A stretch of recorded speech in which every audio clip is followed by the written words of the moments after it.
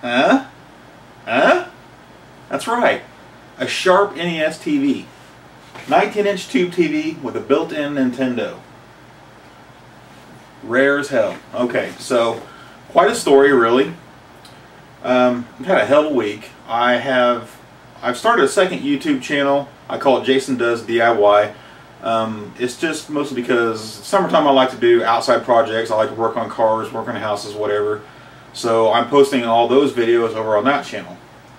And I was out in the garage working on a chainsaw, and my camera fell to the concrete floor, busted, and screwed it up. So I would have put this video out like 3 days ago when I got this TV, but I didn't have a camera. So I finally got the camera back yesterday, started making videos today, and this is the first one that I wanted to get out to everybody, because this is going to be another test station type trilogy here, where I get something rare, I show how it works, and then in the second video I'll do a teardown, and in the third video I'm going to RGB mod this thing. That's right, definitely. So cool story is I was on Craigslist, and I'm in Shelbyville, Indiana, which is 20,000 people, about 40,000 in the county. Still pretty small, but we're pretty close to Indianapolis. And so if once in a while I get on Craigslist and I search just Shelbyville and see what's for sale, and I just happened to look and see there was, I don't know, 15 or 20 listings for video gaming, which I hardly ever look. I think the last time I looked for anything video gaming on Craigslist is when I bought that red rental case for the Nintendo. And that was over 6 months ago. It might even been 8 months ago. I don't know. I don't do it because it's kind of a hassle. Everything's, nobody wants to ship on Craigslist, or it's just sifting through tons of new stuff. There's not like a subcategory for vintage gaming or whatever. So anyway, I happened to click on it, and this is the first thing that I see. There's only there's only 15, 20 ads in Shelbyville, so it's pretty obvious, and the guy wants $250 for it. So I'm immediately interested as hell, because I honestly don't know anything about this thing, and I still really don't, not that much. So I read it, and there was a bunch of non-facts, or I should say lies, that he probably found on the internet about it and posted on the Craigslist listing. Like, he said something like there was only 27 ever made, or some craziness like that, and I'm just like, whatever. Anyway, I knew it was rare. I got on eBay and found that there was like 2 or 3 for sale, and they were all like, $800 plus. And there had been several that actually did sell, and they were for $300 all the way up. So I knew that what the guy was asking, $250, was a good price.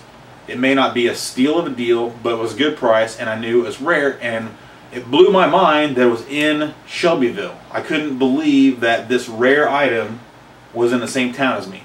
I still can't believe it.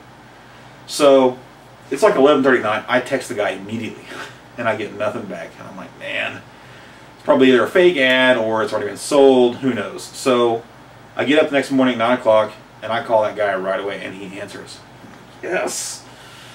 And I'm like, dude, I want it. I didn't want to hear nothing about it. I just wanted to go meet the guy. But he starts in on telling me everything that's already in the Craigslist ad. I'm like, I don't care. Just tell me when to come and get this thing. And so I did. I went and got cash and met him. Turns out, I swear to God, the guy lives less than 2 football fields away from me. Again, just blown away that this Nintendo awesomeness, same town, practically the same street as me. It's insane. So I go over to his house and walk in, and it's already on, and he's got Super Mario Bros. Duck Hunt on there, and got the selection screen, and it's on Duck Hunt selection, and the duck's over here, right? First thing I noticed, the head of the duck is purple. And I'm like, man, this thing is already an RGB console. I had no idea. So that might be something we'll look at when we get into tearing it down or whatever. And then, of course, the same rules will apply. If that's true, then it'll be just like the test station.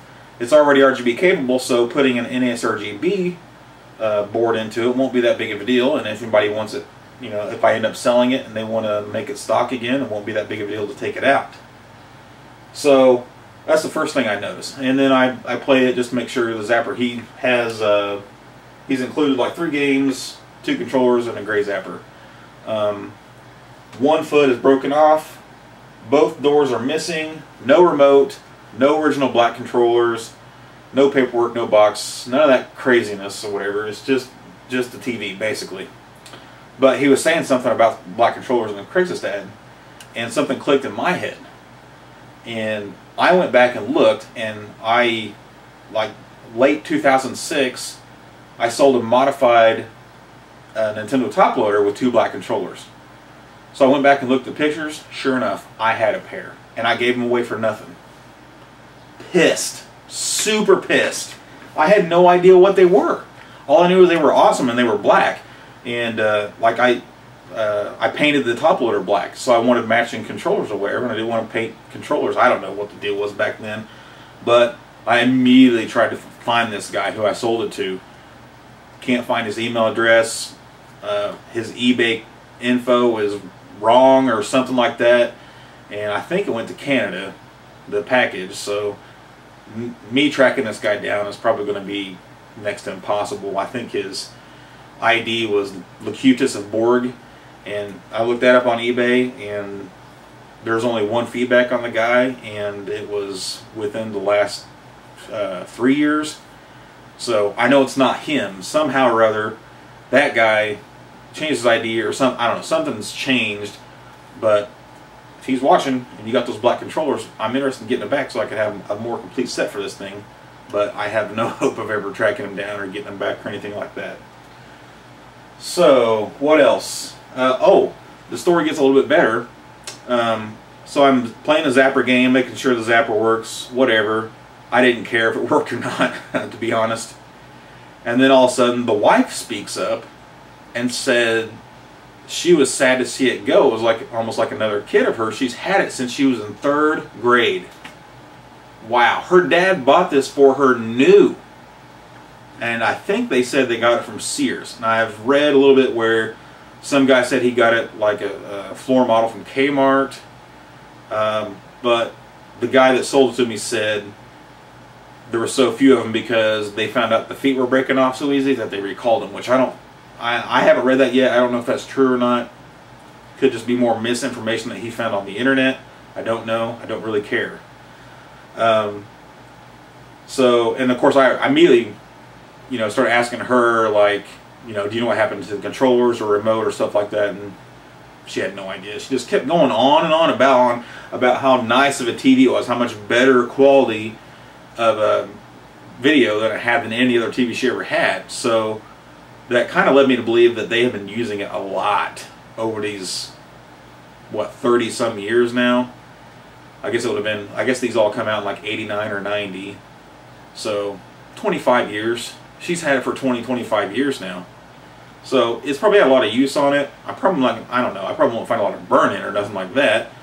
But just means it's been used a lot. And I just don't care because it's that rare.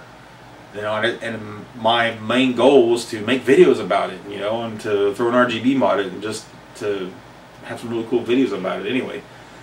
So I think we'll turn it on here and just see how it operates. Okay, another thing that you'll notice right off the bat is my Sony PVM is right here still, and it's almost the exact same size except for all the stuff that's built in the bottom, and it doesn't have a nice square flat top on it too. But probably not going to replace the PVM with this because the PVM is also a cube and a flat spot for the LCD and all that, and it'd be convenient to have a Nintendo right here and all that kind of stuff, but it's not that inconvenient for me. And it still does have the zero insertion force connector into it, and it is dirty. It does need replaced. It does still feel kind of like it's got some grip to it, but it's definitely dirty. Let's see, I think we turn the TV on over here, and that's worn off. I'm betting these people were smokers. It feels kind of grimy. There's no antenna on it. I'm not sure if it came with one or anything like that. There's some gunk right here. I think that's just on the outside of the tube though. And then hit the on-off button here. Of course we get the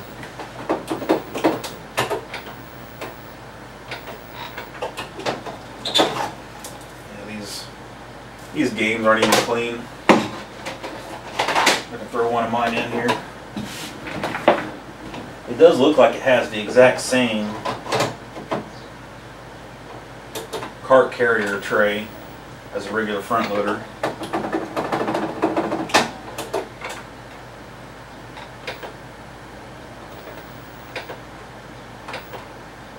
Okay, there we go. So, let's see.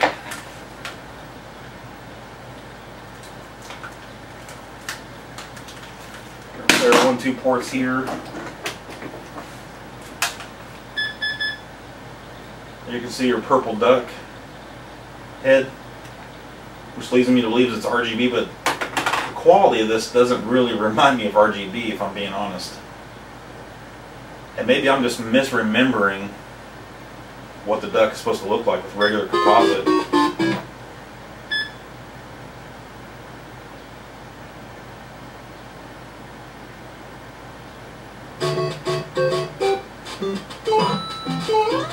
The sound is plenty loud. No indication of volume.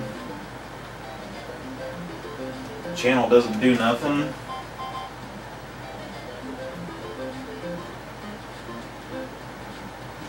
Picture tint.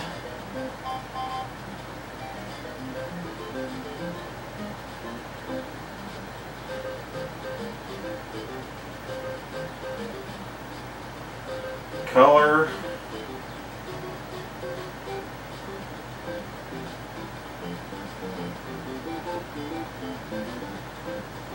Brightness actually has an indentation straight up and down.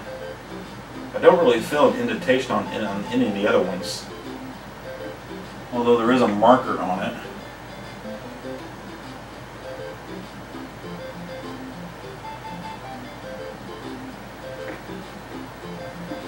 But they'll seem to work or do something at least.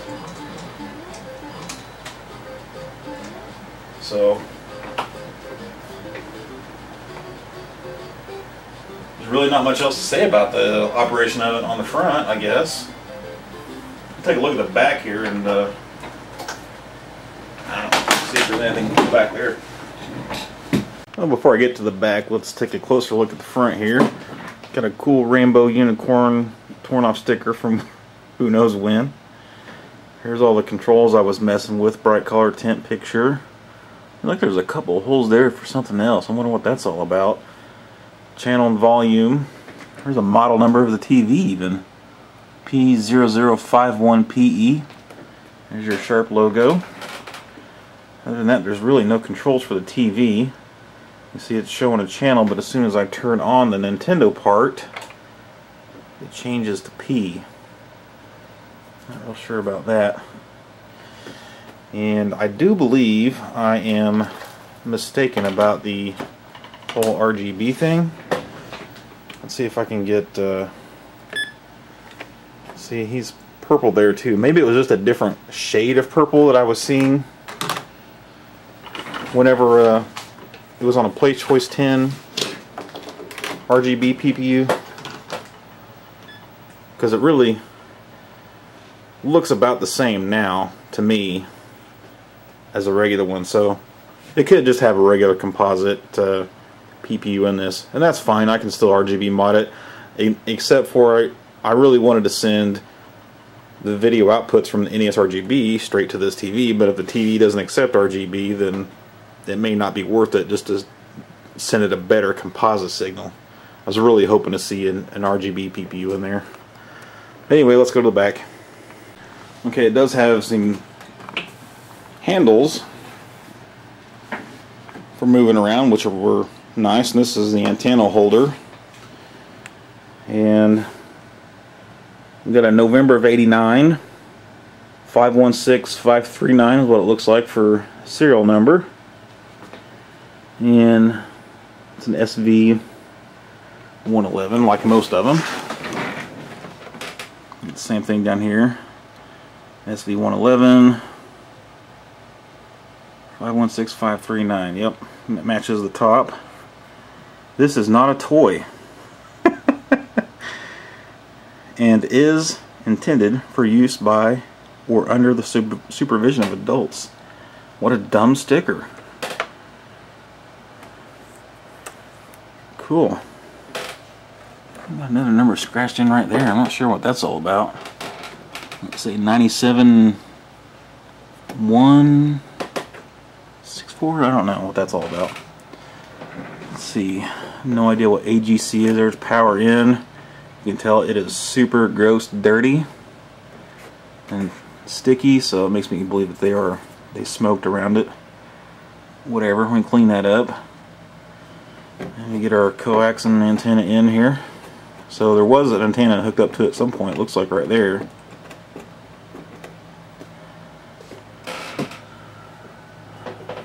I don't know what that is. But you can tell there's the bottom of the TV and the feet. So it looks like it should detach somehow or other. Maybe from the bottom. Let's take a look at the bottom here. Okay, there's not much to see from the bottom, other than way back in these holes, way back in there, here and here, there is a screw, and I believe that's what holds the base and the Nintendo part to the TV. Oh, are you kidding me? We even got access to the expansion slot. Cool. Oh my god, that is disgusting.